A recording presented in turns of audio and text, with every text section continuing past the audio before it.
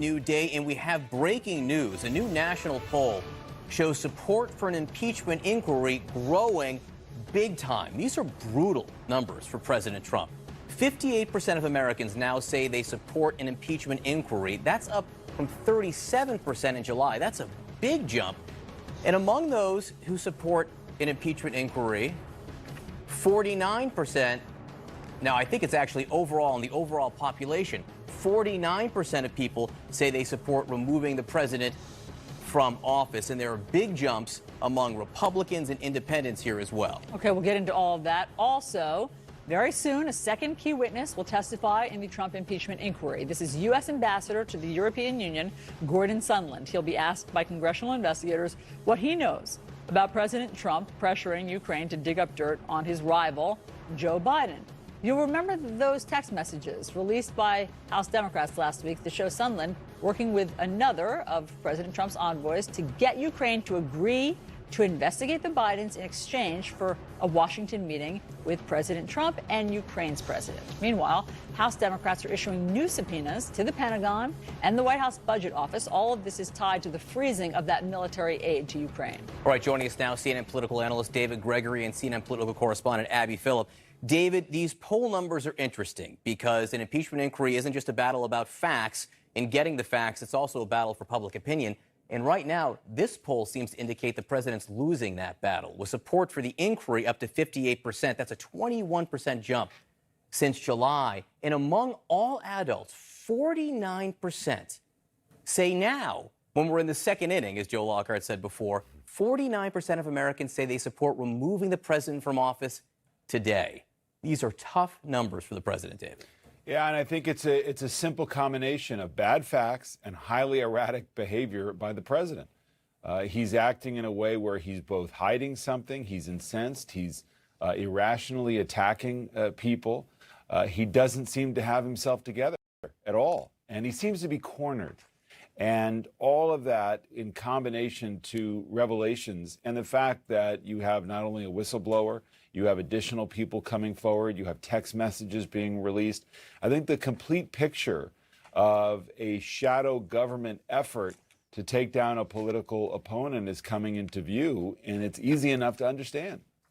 And Abby, as we know, often the president doesn't believe polls. The RNC has also said that they don't believe polls. Sometimes, I think, from our reporting, they don't even show the president polls. So it's possible that within the White House, they won't acknowledge this. Yeah.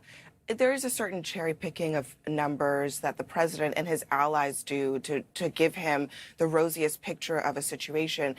We reported yesterday that on Capitol Hill, Republicans were telling their members that this could actually be impeachment, could be a problem for these vulnerable Democrats who are still in districts that Trump won in 2016. And that actually may very well be true. I mean, I think it's a very important point to distinguish between an overall national picture and a kind of district by district, the kind of brawl that might be going on district by district as we go into the next election, where Republicans might be saying, if you're a Democrat and you're a moderate and you're coming from a district that the president won, you may be in trouble because impeachment may not be all that popular. But if you're in a purple district in the suburbs of Virginia, where Democrats had some of their biggest wins in the midterm elections, impeachment might be something where you have no choice but to go along with what seems to be the trend in public opinion. This is what Nancy Pelosi has been telling her members all along. She's been saying, look, we have to wait for the American public to be with us on this. And, you can see by the numbers, it's a big shift. It's a pretty dramatic shift, and I think it'll help her as she tries to make the argument to those Democrats who are on these marginal districts who might be one way or another, either risking losing their reelection or risking alienating moderate voters by not going along with this impeachment struggle. It will help her to make the argument to those people that they're doing the right thing for the Democrats. And David, I've just been digging in more to these numbers as we're going along here. Let me read you something here. 3 in 10 Republicans support the inquiry, and almost 1/5 of Republicans say they favor a vote recommending his removal. And among the critical voting bloc of independents, support for the impeachment inquiry hits 57%, with 49% saying the House should vote to remove Trump from office. So he's losing ground among Republicans and independents. That's in the poll. And add to that yesterday what we saw from Rob Portman, who you and I both know for covering him for years. This guy is careful. I mean, there's no one more careful as a politician than Rob Portman. And he came out yesterday and said directly what the president did on the phone with the president of Ukraine was wrong. Yeah, I was struck by that. I mean, Rob Portman, I've frankly been surprised by his level of support for President Trump. He is from Ohio, but he's also a pretty consistently conservative, what I would call more Bush-era Republican. And so I think he's been rather quiet in his criticism of President Trump, but as you say, quite careful. And I think what's emerging, I think the independent number is striking in this poll, not altogether surprising, but this is still a pretty partisan effort here that Democrats are undertaking. And I think not only will the Republican base be galvanized by impeachment efforts, but you're seeing an argument that we talked about here over the last couple of days with Tucker Carlson from Fox News, strangely being the tip of the spear here for this Republican argument, which is, yes, this was bad, but it's not impeachable. And you heard that from Rob Portman, and I think others may start to say that until and unless more evidence comes forward that would implicate the president and those around him even further, in which case I've long believed that Republican support for the president is soft. It's been durable, but it's still soft. I think a lot of Republicans, it's just so strange to me, they'll come out on this Syria decision so strongly, but on something else like this, which is really in the same cone, they're so afraid. Abby, let's talk about what's about to happen 2 hours from now, and that is Ambassador to the EU, Gordon Sondland, is going to come and be questioned by congressional investigators. And he, let's be honest, is not a disinterested, objective party. He gave $1 million to President Trump's inaugural fund. He is also a wealthy hotelier. Which is a great word. Yes, it is. And he has these wildly officious text messages where it's clear once all of the Ukraine scandal starts breaking and starts being a problem, he then codifies in a text message, "We must believe President Trump. Here is what he has said." And by the way, call me. Yeah, when he doesn't want to talk about anything, says call me. So how are they going to tackle Gordon Sondland? Yeah, I mean, Sondland, the other thing to add to that is he is still in the administration. Unlike Kurt Volker, who testified last week, he did not resign.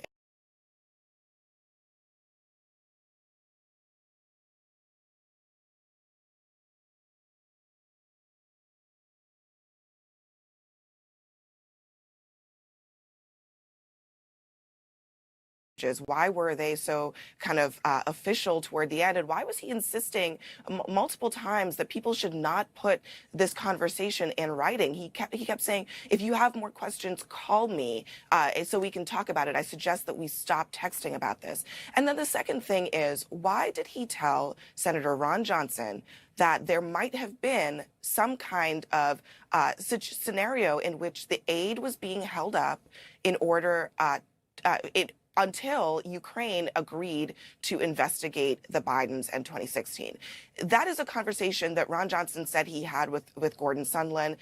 The question today is going to be, why on earth would he have said that if he, in fact, as the text message, the very lawyerly text message suggested, he didn't actually believe that that's what was going on. And you have a future as a congressional investigator. Those are all great questions. Go ahead, David. Well, I would say, the other part of this quid pro quo question is not just what Abby identifies as the crucial question, which is, was there a linkage between the investigations and holding up this aid? But it's more than that. And the aid is important because Ukraine faces an existential threat from Russia on its border, but it's also standing with the president, getting a meeting with the president. This is a new president, Zelensky, who wants to be in the U.S.'s good graces, to be built up as a leader in Ukraine. All of that is being held out. And I think the other piece about Sondland that's important, remember, there are the professional diplomats, and then there are just the Trump people. And not all are created equal, right? We know that there are diplomats who become that because they gave a lot of money, and that's the case with Sondland. And he seems to be very much on the reservation. And those like Taylor and Volker were skeptical, at least. And that getting at that split, I think, will be important for members of Congress. And then there's a third group who aren't diplomats at all. Right. But they're just friends or political cronies of the president, like Rudy Giuliani, going around the world doing work that has to do with other countries. And Sondland, Abby, is a nexus there as well, since he appears to have been communicating at some level with Rudy Giuliani. Yeah, I mean, this is the great mystery of this whole scenario. Everyone involved in the text messages, based on that dialogue that we saw written out, seemed to think that Rudy Giuliani was critical to this relationship with Ukraine. Why would they believe that? I think getting at concrete answers for what was their mandate to communicate with Giuliani, who told them that Giuliani needed to be brought into the loop, and what did they believe Giuliani wanted? I mean, investigators on Capitol Hill, lawmakers have to get at these questions, because even though I think we know what the answers are, it's important for them to be laid out explicitly. And if Sondland can't answer them, because if he does, perhaps he feels like it might incriminate people, that will be telling too. But it's crucial because it's almost a given that, oh yeah, Giuliani said that this needs to be in that written statement that the Ukrainians put out. Giuliani doesn't work for the federal government. Why would that be the case? And answering that is critically important. This is a closed-door hearing, but that doesn't mean we won't hear about it, since they have certainly been talking about what they've discovered and unearthed in these hearings. David, Abby, thank you both very much. So there's a new report just out. It says President Trump has discussed giving all White House staffers a lie. 4 former White House officials tell Politico that President Trump has discussed giving a lie detector test to every White House staffer. Politico details President Trump's private obsession with polygraphing his team and how he's becoming increasingly paranoid over the leaks following the Ukraine fallout. So let's bring in the reporter who wrote this story, Politico's White House reporter, Daniel Lippman. Daniel, thanks so much for being here. Thanks for having me. Let me read a little portion of your reporting. You say Trump has talked about ordering polygraphs constantly when anything major has leaked, according to a former White House official. He talked about it a lot, said the former official. After reading and watching reports about his presidency, he'd be angry and ask, why can't we stop these things? So tell us more about this. Is this all because of Ukraine, or has this been going on a while? What my reporting shows is that, this is a constant through his presidency. He talks about this every few weeks. He gets very frustrated at the leaks. And so this started early on in the White House, and it was even discussed in the Trump campaign, which would have been quite something to polygraph campaign staffers. That's not something that really helps morale for any Trump staffers. And so I think this really gets to how the president, he hates these leaks. They make his administration and the White House look bad. And so that's kind of why he's been bringing this up. Have you been able to determine, or has the president been curious about, why are there so many leaks? Well, there's a lot of leaks because he's not very loyal to his staffers. And so they're not going to be very loyal back. And plus, I think there's a lot of White House officials who actually want the world and the country and their fellow citizens to know what's going on in the White House because it's important matters of public interest. And so Trump himself, he doesn't seem to think so. He's constantly calling us fake news and corrupt. And so people are still talking to the media, which is good. But this has definitely kind of colored some of his interactions with especially his chief of staff over the years, because he would always be bringing it up and they would say, this is not a good idea. These things don't even work oftentimes. And so is it the feeling of his staffers that you spoke to, or the former officials, I guess, that he's becoming more paranoid since becoming president, or he's always been a paranoid person? I think when you're in the most powerful job in the world and you see the media kind of turn on you with all of these negative, critical stories that are true, you become more paranoid because this is, you're at the center of it and you can't stop it. And it's describing how you are bad at your job in the eyes of many of your own officials. And so I talked to one former White House official, and they said that he would especially get angry and want to order the polygraphs when he knew the news stories were accurate and that these officials were real sources instead of, made up sources in his mind. Well, the White House put out a statement to Politico and basically says that they don't know what you're talking about, or they haven't heard anything like this. So this is Stephanie Grisham, the White House press secretary, says, I think the president and anyone in his administration have the right to be frustrated and even angry about leaks. Leaking information, which is oftentimes classified, only hurts this country. I have been with the president since July 2015 and can say unequivocally that I have never heard suggesting polygraphs as a way to stop leaks. Your response? Well, my sources are pretty good. They have direct knowledge of this. It's not hearsay.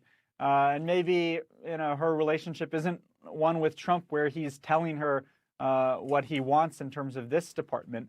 But there's even been White House staffers who have volunteered to take polygraphs after they were accused of leaking.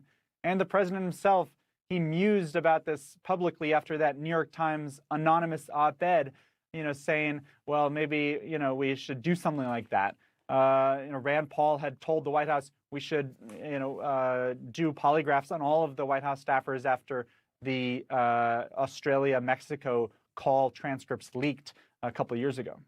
Yeah, that's a very good point. He did muse publicly about it. So for Stephanie Grisham never to have heard it, that is curious. All right, Daniel Littman, thank you very much for sharing your reporting with us on New Day this morning. Thanks for having me. John. All right, we do have breaking news. The NBA commissioner is responding to the firestorm over abandoning Kurdish allies has a not-so-surprising side effect. It benefits Vladimir Putin, and this isn't the first time that's happened. John Avlon with the Reality Check. That's right, guys. Look, I'm old enough to remember when Republicans said things like this. We've had a president who dislikes our friends and bows to our enemies. Barack Obama has weakened America's place in the world, and it's emboldened our enemies. Our policy is to alienate our allies and placate our enemies. Our friends no longer think we have their back, and our enemies no longer fear us. As an ally of this country, you better watch your back. You better be wearing something that'll stop a knife. All right, that was then under President Obama, but this is now. Yes, crickets. Because Republican senators not named Mitt Romney have been essentially silent on President Trump, coming up with all sorts of ornate excuses to avoid acknowledging the obvious. Particularly that this president actually has been alienating our allies and embracing our enemies. Most recently announcing the U.S. would withdraw our troops from Syria and cede the ground to Turkey, mortal enemy of our Kurdish allies who've been fighting ISIS alongside us for years.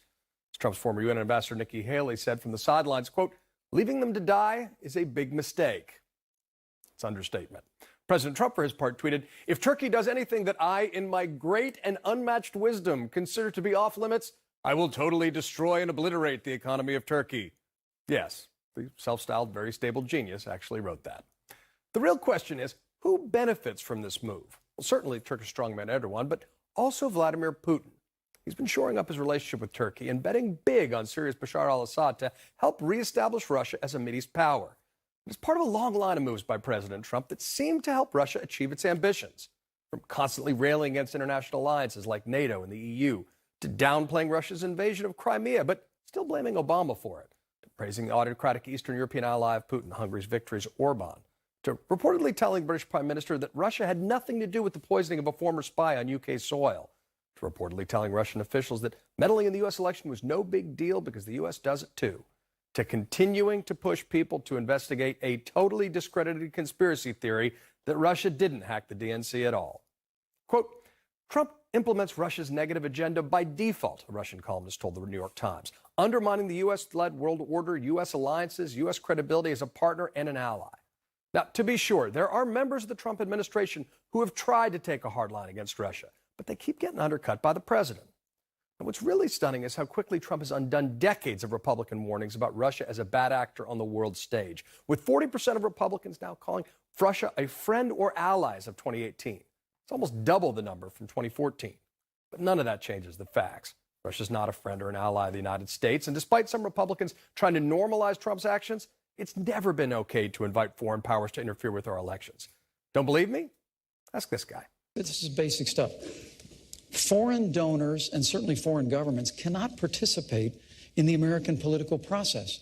And that's your reality check. Who was that guy? Looks a lot like Vice President Pence before he was in power. Where'd he go? It's crazy. Who knows? I want to slap my head, but it would hurt too much because I would have been slapping it throughout that entire reality check. Thank you for reminding us how quickly they've forgotten. How quickly we forget. Thank you, John. Thanks, guys. All right, breaking news. A new national poll shows a major shift in support for an impeachment inquiry and even removing President Trump from office. So we get a reaction from a member of Congress next.